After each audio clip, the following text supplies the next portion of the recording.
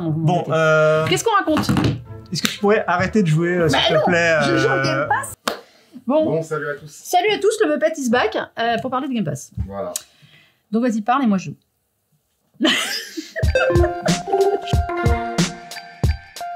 Le Game Pass, le Game Pass, le Game Pass, le Game Pass, on n'arrête pas d'en parler, on en parle partout, il est même maintenant sur l'iPhone. Tu l'as d'ailleurs sur ton iPhone ici.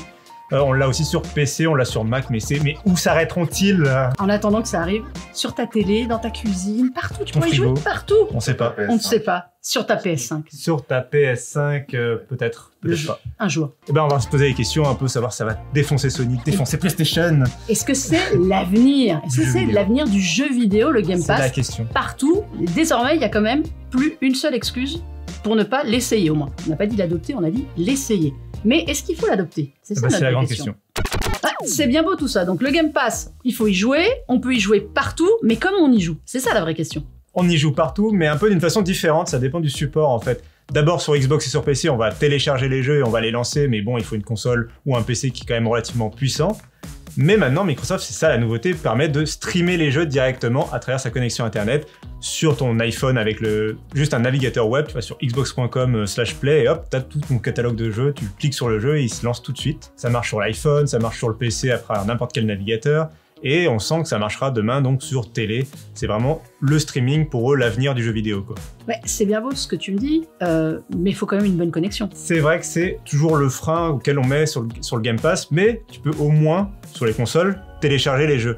Et c'est là qu'on se dit, la console n'est pas totalement morte. La console est d'ailleurs tellement pas morte que Microsoft a même confirmé qu'ils allaient continuer de sortir des consoles. Donc le cloud gaming, c'est un avenir du jeu vidéo, mais c'est peut-être pas l'avenir du jeu vidéo. En tout cas, pour le moment, les consoles de jeu, elles ont encore le vent en poupe. C'est plutôt bon signe pour PlayStation, ça. Ça veut dire que sur la génération actuelle, ils n'ont pas encore trop de soucis à se faire. Bah ouais, surtout que bon, ils ont quand même le gros catalogue de jeux qui est vraiment au rendez-vous. Les Ratchet & Clank, les Demon's Souls, les Spider-Man, tout ça, c'est chez PlayStation. Donc en gros, on a le choix entre les exclusivités ou plein de jeux. Est-ce que ça, c'est pas encore sur le Game Pass un argument, une question à laquelle ils devraient réfléchir, c'est-à-dire amener des très gros titres familiaux pour vraiment écraser la concurrence? C'est vrai, en fait, on a même l'impression que chez PlayStation, on se tourne vers le blockbuster, tu vois, le jeu, un peu comme quand tu vas au cinéma une fois par an pour ta grosse séance en Dolby Vision qui t'en met plein les yeux. Chez Marvel, bah là, ça va être chez PlayStation le gros jeu de l'année que tu vas vraiment avoir envie de faire. Alors que chez Xbox, on est plutôt dans le Netflix avec vraiment un catalogue avec plein de jeux, mais peut-être pas la perle rare que tu retrouveras chez PlayStation. En gros, t'es en train de me dire que pour 70 €, j'ai le choix entre un très beau jeu chez PlayStation ou 6 mois d'abonnement avec toutes sortes de jeux. C'est vraiment ça, ouais, qui est en train de se dessiner chez Xbox. C'est quand même intéressant parce qu'ils ont plein de studios qui arrivent, ils sont en train de densifier leur catalogue. Finalement, si je peux jouer en cloud, je peux aussi garder ma PlayStation 5 à côté, ni vu ni connu. Ah ouais, toi t'es comme ça, toi. Tu joues un peu sur PlayStation, mais quand même un peu sur Xbox sans trop le dire, quoi. Je bouffe à tout leur atelier. Attends, un joueur PlayStation qui veut pas aller chez Xbox, sur sa télé, son PC, son smartphone, il pourra avoir le Game Pass. C'est quand même extrêmement bien joué de la part de Microsoft, qui comme ça va gentiment toucher tous les joueurs, sans qu'ils aient besoin de l'assumer. Moi je trouve que stratégiquement, chapeau. C'est là où on n'a plus besoin de la console finalement chez Xbox. On n'est pas obligé de l'acheter en tout cas pour accéder à tous leurs jeux. Et le Game Pass finalement, son meilleur argument, est-ce que ça pourrait être la densité du catalogue? Bah c'est vrai, on l'a dit, ils ont beaucoup de jeux en sortie de l'E3. Là, on se rend compte qu'ils ont même un gros jeu qui va sortir chaque mois. Et ça, c'est vraiment un point fort. D'un côté, on aura Sony qui va sortir que quelques jeux par an. Xbox, ils vont vouloir mitrailler tous les mois des gros jeux qui arriveront dans leur abonnement façon Netflix. Mais ça manque quand même d'un gros jeu. Et ça, c'est vraiment le point faible chez Xbox pour le moment. Il faut qu'ils fassent encore leurs preuves peut-être, mais ils n'ont pas la perle rare, ils n'ont pas cet exclu qui va tous nous réunir comme on peut se réunir autour d'un Spider-Man ou d'un Ratchet & Clank. Ils n'ont pas ce jeu familial ultra accessible, couloir, bien ciselé, vraiment l'expérience maîtrisée de bout en bout, quoi. Oui, on dit ils n'ont pas d'exclusivité de très gros blockbusters, de jeux individuels quelque part où tu vas, mais quand tu regardes le Game Pass, de plus en plus ils ont des sorties Day One. Alors ils ont eu les leurs, les Forza, il y a Halo Infinite qui arrive, mais ils ont aussi des jeux d'éditeurs tiers maintenant.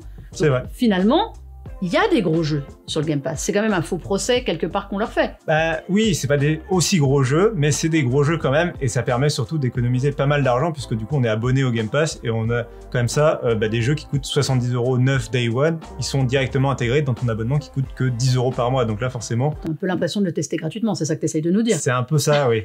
Et du coup, quand tu ne passes que 1 heure sur ton nouveau jeu, qui t'a pas forcément convaincu, bah ça aussi c'est très intéressant avec le Game Pass, de pouvoir tester des jeux sans mettre la main à la poche, quoi. Moi j'aime bien ça, aller faire le gros jeu sur la PlayStation et me servir de mon abonnement Game Pass pour essayer plein de petits jeux que j'aurais jamais... Je trouve que ça c'est la force du Game Pass, c'est les tout petits jeux, des jeux d'éditeurs tiers, d'indépendants, où peut-être que tu passeras 2-3 heures, mais tu n'auras pas payé 20, 30, 40 ou plus ton jeu. Ça passe crème. Mais est-ce que tu crois pas que justement, PlayStation, ils se sont pris un peu à leur propre piège en vantant leur gros blockbuster auquel on pouvait jouer que sur PlayStation, et finalement, ils ont plus que ça parce que les studios, ils sont en train de partir de l'autre côté. C'est vrai qu'en plus, Microsoft, ils ont sorti le chéquier là pour mois après mois, un peu racheter pas mal de l'industrie. Ils ont vraiment racheté beaucoup de studios. Ils en ont, je sais plus d'une vingtaine maintenant, donc c'est vraiment un gros morceau de l'industrie. Et puis en plus, même ce qu'ils rachètent pas, ils vont signer des chèques avec EA pour avoir EA Play, et t'as tous les jeux Electronic Arts dedans, en tout cas un peu les jeux les principaux et les gros titres, les Star Wars et compagnie. Ils vont aussi peut-être signer, tu vois, chez Ubisoft, et au bout d'un moment, tu te demandes si Xbox va pas avoir tout sauf PlayStation Studio, qui sera un peu dans son coin sur PlayStation, en point fort, mais un peu seul. C'est une possibilité. Donc en fait, on est d'accord, il y a deux philosophies. Ceux qui veulent un gros blockbuster, ou la quantité, mensuelle, quoi. Qu'est-ce que la qualité, la quantité? Non, quand même pas. Le cinéma au Netflix. C'est ça. Alors, est-ce que on a vraiment enfin le Netflix du jeu vidéo? La question préférée des journalistes qui adorent titrer sur le Netflix du jeu vidéo. Mais c'est vrai que ça marche pas mal parce qu'en fait, on a cet abonnement qui va nous suivre partout. On a nos jeux, nos sauvegardes qui nous suivent d'un appareil à un autre. On a ce catalogue de jeux accessible en streaming.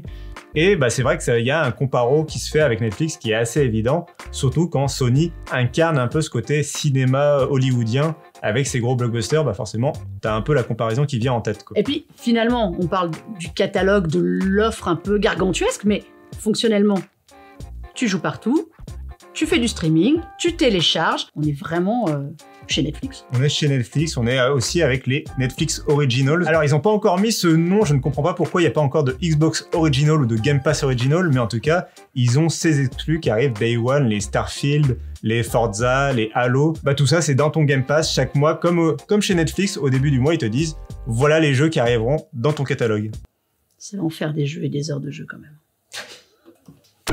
Vous pensez que le Game Pass est incontournable? Oui, clairement, maintenant, il est incontournable ce Xbox Game Pass, qu'on ait une Xbox ou non, et c'est ça la grande force de Microsoft. Et à terme, on peut même se demander si on aura besoin d'aller voir ailleurs quand vraiment les gros studios de Microsoft commenceront à produire des expériences de grande qualité. Alors, oui, mais...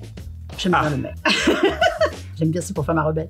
Évidemment qu'il va devenir incontournable, indispensable quand on est un amoureux du jeu vidéo et qu'on a envie de vivre tout plein d'expériences et de tout essayer, de passer juste quelques heures parfois sur un jeu et en essayer un autre et papillonner. Ça, c'est la force du Game Pass et ce sera sa force de pouvoir offrir cette expérience-là sur n'importe quel support.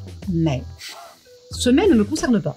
Mais, pour les gens qui sont prêts à passer des centaines d'heures sur un seul jeu, FIFA, Call of Duty, évidemment qu'il n'est pas indispensable et qu'il est encore moins incontournable. Ces gens-là, ils continueront d'acheter un seul jeu sur une seule plateforme, celle qu'ils veulent. Donc, est-ce que ça le rend incontournable ou pas? Pour les amoureux du jeu vidéo, oui. Pour l'ensemble des joueurs, pas forcément.